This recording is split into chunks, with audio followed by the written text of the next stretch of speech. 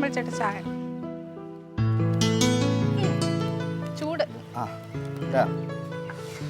അങ്ങനെ ബ്രസീലിന്റെ കാര്യത്തിലും ഒരു തീരുമാനമായി അല്ലേ? വലിയ തുള്ളലായിരുന്നല്ലോ ബ്രസീൽ എന്നും പറഞ്ഞിട്ട്. സന്തോഷമായില്ലേ? നല്ല നല്ല ടീമുകളെല്ലാം പോയി. അർജന്റീന പോയി, ബ്രസീൽ പോയി, സ്പെയിൻ പോയി, ജർമ്മനി പോയി. ഒരുവിധം ഞാൻ വിചാരിച്ചു ബ്രസീൽ പോകുന്ന നിൽക്കുമെന്നാണ് വിചാരിച്ചത്. അത് ചായ എടുക്കുക.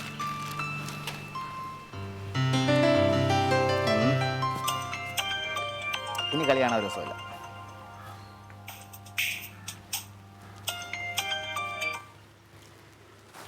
ആണോ? മനസ്സിലായി പറഞ്ഞോ. ഓ ഇന്നാണല്ലേ? ഇങ്ങനെ പറഞ്ഞിട്ട് മനസ്സിലാവുന്നില്ല. അത് കുഴപ്പമില്ല, നമുക്ക് അളക്കാമല്ലോ. പിന്നെന്ത് ചെയ്യാം. ഞാൻ വരാം, രാവിലെ വരാം, കുഴപ്പമില്ല. ഓ ശരി ഓക്കെ. ഇല്ല വരാം. ശരി ഓക്കെ. എങ്ങോട്ട് വരാന്ന്? നമ്മളെ ഗോപാലകൃഷ്ണ എണ്ണയില്ലേ, ഒരു 3 മുറി കട അവിടെ പണിതിട്ടുണ്ട്. അത് റോഡിൽ നിന്ന് ഒരു 3 മീറ്റർ ബാക്കിലോട്ട് വേണം വയ്ക്കാൻ. ഈ ഇലക്ട്രിസിറ്റിൻ്റെ പെർമിഷൻ കൊടുക്കുള്ളൂ, ഇലക്ട്രിസിറ്റിയുടെ. അപ്പം അങ്ങനെയാണ് പണിതിക്കുന്നത്.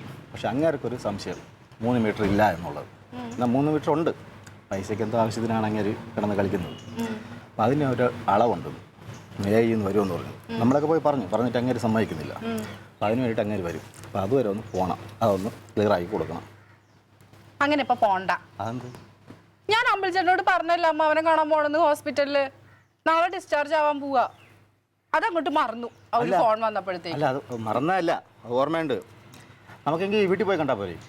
എന്താ അമ്പലച്ചേട്ടാ, നാളെ ഡിസ്ചാർജ് ആവാൻ പോണ ആളാ. വീട്ടിൽ പോയി കണ്ടാ ഇങ്ങനെ ശരിയാവാ? പിന്നെ അത് മതി എല്ലാവർക്കും പരാതി പറയാൻ.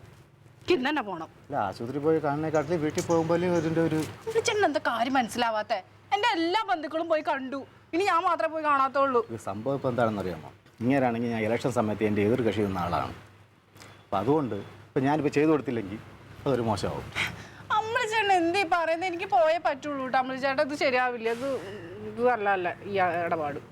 പോണ്ട. എവിടെ പോണ്ടെന്ന്?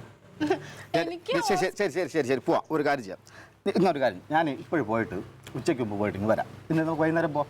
എന്നിട്ട് അർദ്ധരാത്രി അവിടെ ചെന്ന് കയറാൻ. അപ്പോഴേക്കും അവർ പാക്കിങ് തുടങ്ങും നാളെ രാവിലെ ഡിസ്ചാർജ് ആവാനായിട്ട്.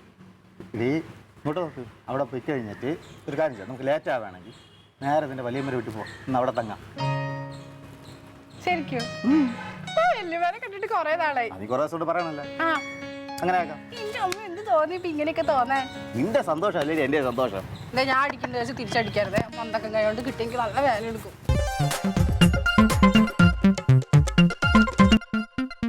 Alien versus Alien.